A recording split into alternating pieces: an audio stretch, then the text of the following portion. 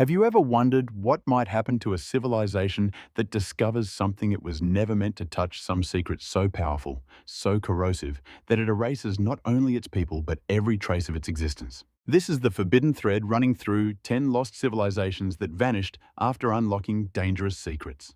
Across deserts, oceans, and buried continents lie the silent footprints of cultures that rose to impossible heights, only to disappear without a word.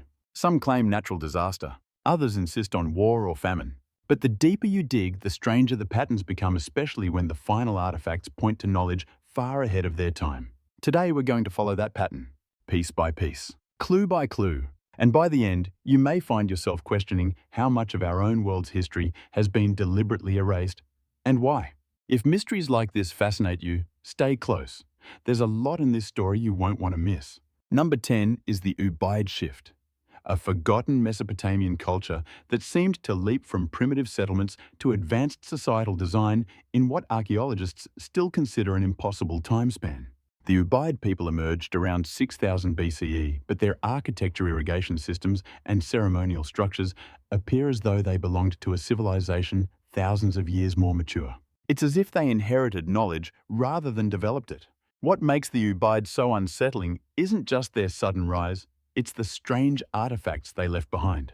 Figurines with elongated skulls, reptilian eyes, and humanoid bodies holding infants with the same unsettling features. Scholars call them symbolic. Critics call them cult objects. But local legends claim something very different, that the Ubaid were taught forbidden knowledge by non-human visitors who demanded secrecy, obedience, and sacrifices in return. In the final century of the Ubaid era, villages that had stood for generations began to empty out without signs of violence or disease. No mass graves, no migration trails. Entire communities simply left, as if following a command, as if the knowledge they were given came with a cost they weren't prepared to pay. Some researchers suggest environmental collapse, yet the soil samples show no such event.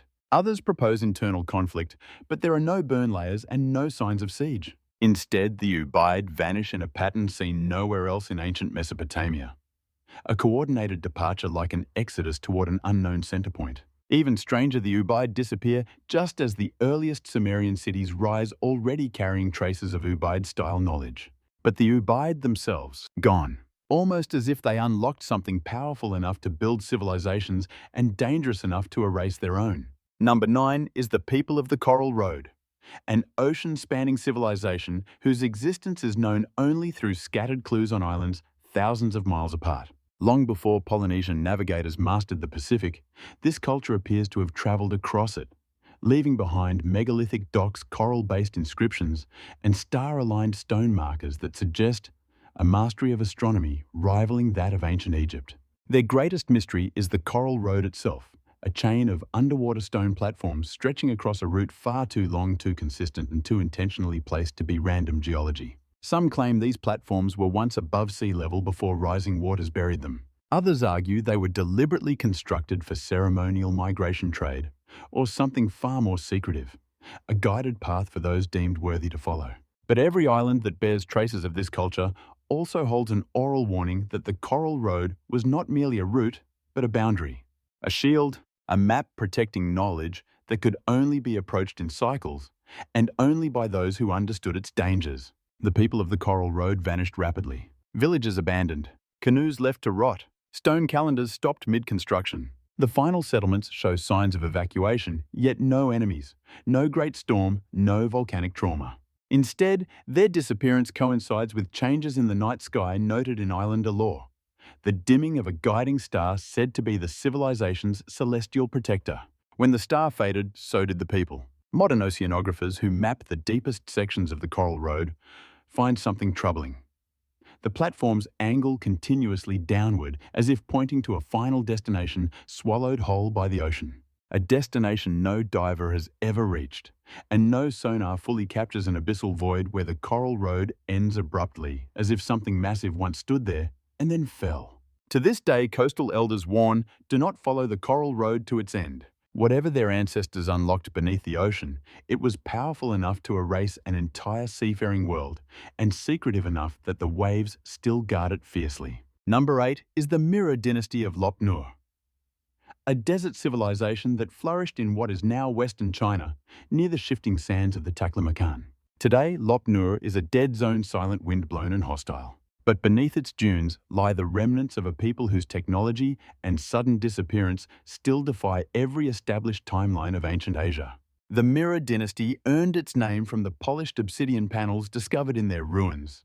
Slabs so smooth and so perfectly reflective that modern engineers struggle to replicate their precision without industrial tools. These mirrors were arranged in geometric arrays, forming corridors of light designed to reflect the sun into underground chambers whose purpose remains unknown. Local stories describe these chambers as paths to the hidden world where priests communed with their ancestors through visions. But the inscriptions suggest they weren't communicating with the dead, but with something else entirely. An echoing intelligence, a presence that responded only when the mirror arrays were aligned during rare atmospheric conditions. For generations, the Mirror dynasty prospered using this knowledge to predict droughts, storms, and even celestial events. But their records take a darker turn in the final decades. Symbols from some rebels grew. Man, pseudo frantic. Warnings multiply. Their scribes describe the echo becoming stronger, more demanding, more aware. Rituals grew more elaborate. Offerings increased. The mirrors were rearranged again and again, as if the priests were trying to silence something they had invited but no longer controlled. Then, without warning, the Mirror dynasty collapsed. Not over decades, but seemingly within a single generation. Entire cities buried themselves in sand as if willingly abandoned. Food stores left untouched. Tools placed neatly in rows. And every mirror array smashed, shattered, or buried under rubble, as though destruction was the only way to sever the connection. When modern researchers attempted to reconstruct a partial mirror formation in the 1990s, strange temperature fluctuations and electromagnetic anomalies appeared around the site. The experiment was shut down abruptly. Official reports blame equipment malfunction, but those present whispered something different, that the mirrors reacted to an unseen signal. As if completing a circuit reopened a door the desert had long tried to close.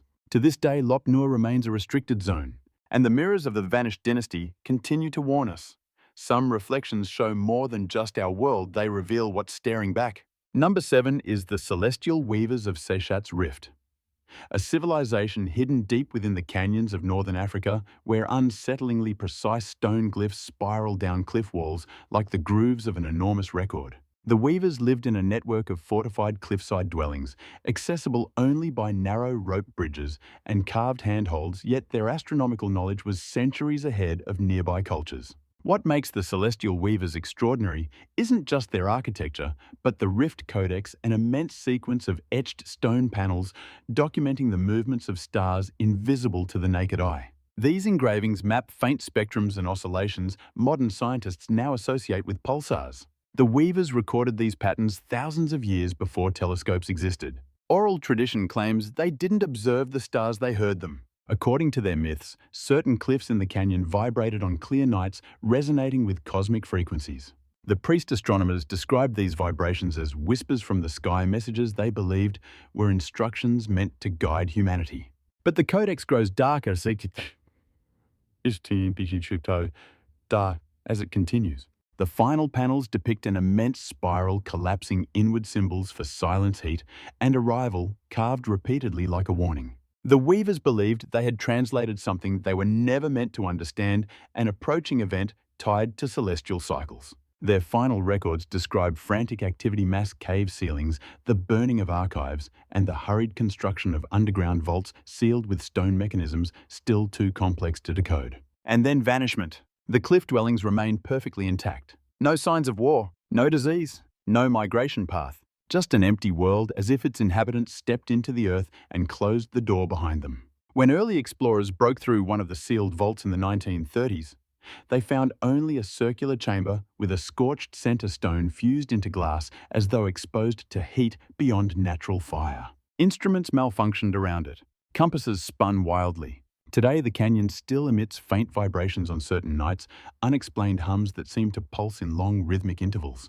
Locals refused to approach the area, insisting the weavers didn't disappear. They followed the message to wherever it led. Number 6 is the Ironheart Collective of the Agathan Vale, a mountain civilization whose rise and fall are etched into the metallic veins of the earth itself. Nestled within a chain of jagged peaks in what is now Eastern Europe, the Ironheart Collective was small in number but impossibly advanced in metallurgy. Their tools, weapons, and ceremonial artifacts contain alloys that modern laboratories still can't replicate, combinations of metals fused at temperatures supposedly unreachable without industrial kilns. The collective believed that metals were alive, not metaphorically, but literally. Their oldest myths describe the mountains as sentient guardians whose blood, the raw ore, carried memories of ancient cycles. By smelting ore in sacred furnaces, they believed they could extract these memories and commune with the mountain's consciousness. For generations, this communion manifested as visions, guidance, and what scholars now interpret as early geophysical predictions: landslides, mineral shifts, earthquakes. But then something changed.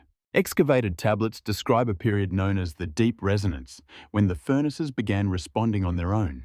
Flames flared without fuel. Crucibles hummed like tuning forks. Artisans reported hearing voices inside the metal voices that grew clearer with each ritual. The collective believed they had awakened the mountain's true spirit. In their writings, they describe it as an ancient intelligence older than humanity, older than the land itself. Their final decades are a steady descent into obsession. The Ironheart artisans built deeper and deeper furnaces, chasing the voice that promised knowledge of creation. Mine shafts pierced geological layers untouched since Earth's formation. When they reached the basalt caverns beneath the veil, the voices intensified, now urging them to build a gate of metal, a structure capable of channeling the mountain's full consciousness. They succeeded, at least in part. What remains of this gate is a ring of fused alloy. Unlike anything on Earth, its molecular structure partially rearranged as though exposed to energies beyond comprehension. Scorch marks radiate outward in perfect symmetry, and every nearby tool is warped, melted, or magnetized. Whatever the collective attempted to summon answered. After that moment, the Ironheart Collective evaporates from the record. Their dwellings are left in meticulous order, workshops abandoned mid-craft, meals left uneaten, no bodies, no graves, just the echo of a civilization that dug too deep, listened too closely, and vanished as if absorbed by the very metal they worshipped. To this day, hikers in the Agarthan Vale report a strange metallic ringing beneath their feet, like distant hammer strikes from a world sealed under stone. Number 5 is the Luminary Brotherhood of Azteca, a civilization that once thrived deep within the jungles of Mesoamerica, where vine-choked pyramids and carved obsidian lenses hint at a society that understood light in ways modern physics is only beginning to touch. Unlike other ancient cultures that worshipped the sun as a distant deity, the Brotherhood believed the sun was a living archive, a cosmic library emitting information through frequencies of light invisible to most human eyes. Their temples were built not just for ceremony, but as optical machines. At dawn and dusk, sunlight streamed through a series of obsidian discs, each carved with microscopic grooves. When the beams aligned, they projected shifting geometric patterns across inner chamber walls. Patterns that researchers now recognize as fractal structures, suggesting mathematical precision far beyond the era. The Brotherhood claimed these patterns were messages of origin instructions left by celestial architects. Their highest-order priests, called the Lightbearers, underwent elaborate initiations designed to heighten their perception, convinced that certain wavelengths could unlock dormant layers of the mind. Clay tablets describe these initiations as overwhelming experiences, bursts of color, cascading symbols and voices made of radiance. For centuries, this knowledge guided Azkar, agricultural cycles, weather predictions, medicinal breakthroughs.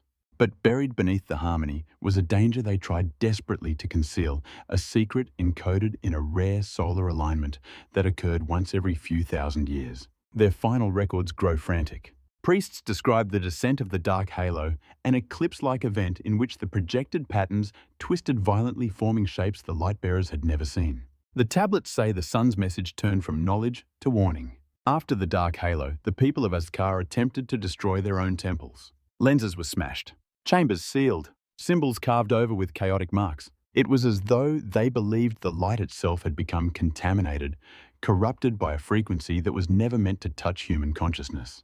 Weeks later, the Brotherhood vanished.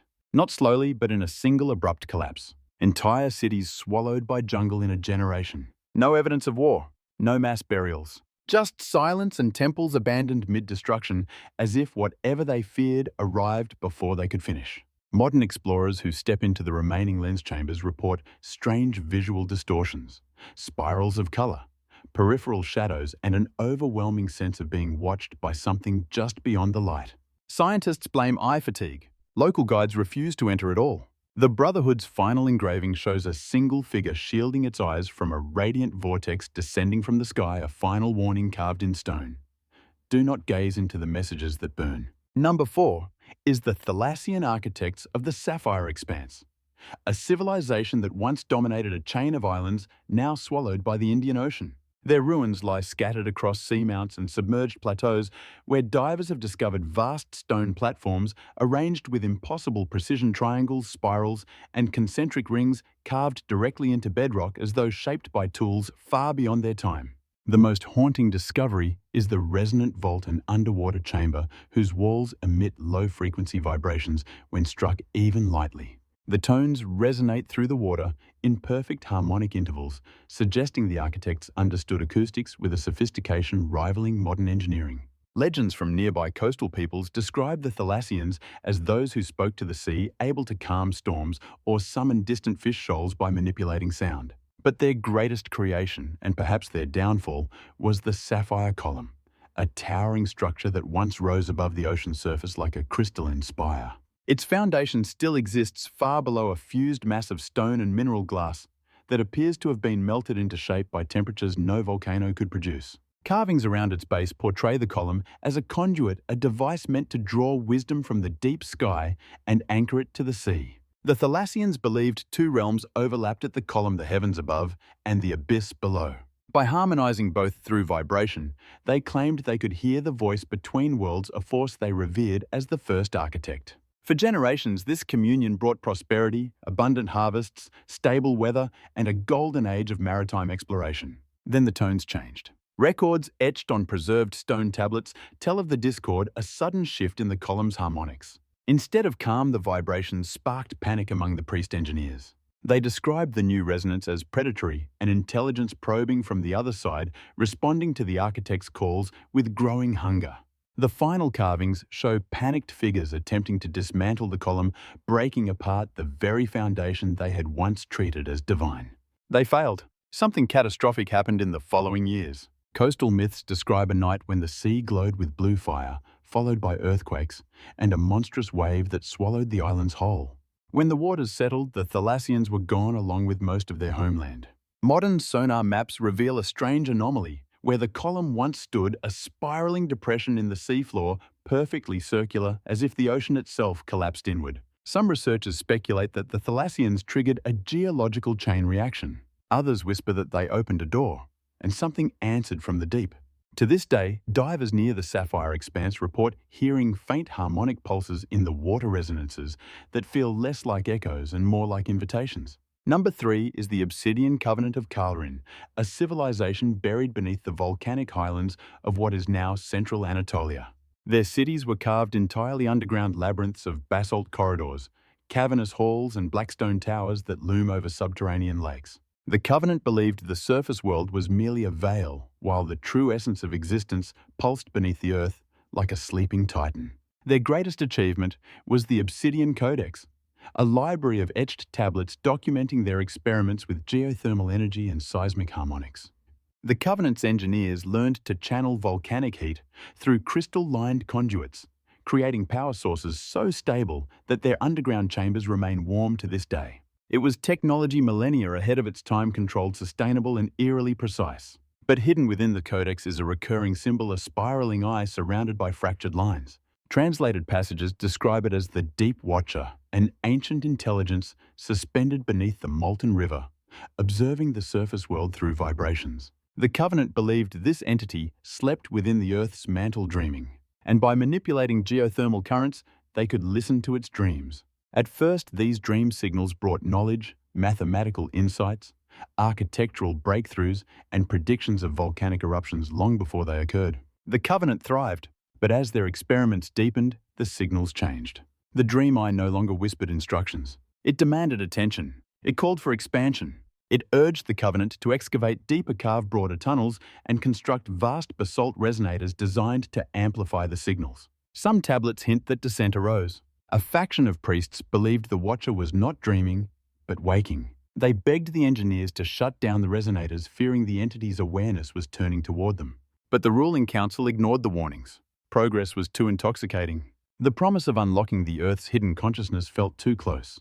The final layer of the codex is chaotic, etched in trembling strokes as if carved during crisis. It describes tremors unlike any natural quake, pulses of consciousness shaking the caverns, and an unbearable heat rising from the deepest tunnels. The last tablet ends abruptly mid-sentence, as if the scribe was torn away. What modern explorers found is even more disturbing: miles of tunnels melted into glass. Basalt walls warped as if exposed to sudden impossible temperatures. And in the deepest chamber, a smooth, spherical cavity, perfectly symmetrical, as though carved by a single expanding blast of energy. But there are no bodies, no bones, nothing. Seismologists who study the region detect an anomalous hum beneath the mantle, steady, rhythmic, and unconnected to volcanic activity. Locals claim it's the heartbeat of the watcher, still listening, still dreaming, waiting for someone bold or foolish enough to wake it again. Number 2 is the astral cartographers of Veylun, a civilization that once flourished on a plateau, now buried beneath the sands of Central Asia. Unlike other ancient societies that mapped territories or coastlines, the cartographers mapped something far stranger: the invisible pathways they believed connected the human mind to the cosmos. Their maps were not ink on parchment, but vast geometric stone platforms, etched with lines that only aligned under specific star patterns. The cartographers believed the universe was threaded with paths of thought, channels through which consciousness could travel beyond the body. Their highest discipline, the astral art, taught adepts to leave their physical forms during trance states and navigate these pathways. For generations, this practice brought wisdom, botanical discoveries, mathematical breakthroughs, and uncanny predictions of cosmic cycles. But their crowning creation was the Veil compass, a massive circular construct carved from a single slab of quartzite.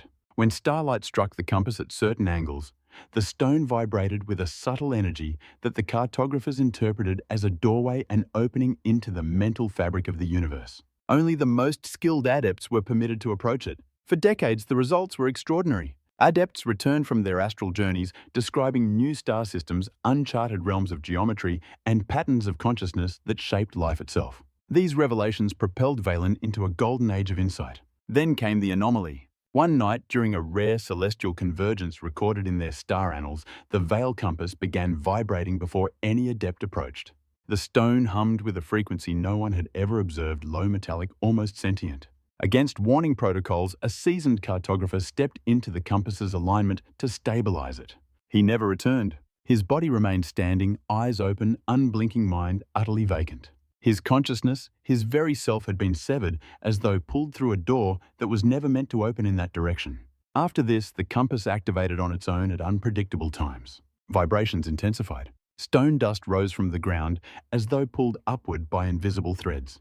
Adepts reported hearing whispers not in their minds, but in their bones. They claimed something from the pathways had noticed them, something that had followed their journeys back. The cartographers tried desperately to dismantle the compass, but every attempt failed. The stone resisted chisel's heat, even explosives materials simply warped upon contact. In their final days, the people of Veylun abandoned their plateau in panic, leaving only half-completed collapses of their grand observatories. And yet here lies the twist. Centuries later, explorers found the compass still humming beneath the sand and a ring of perfectly preserved footprints circling it.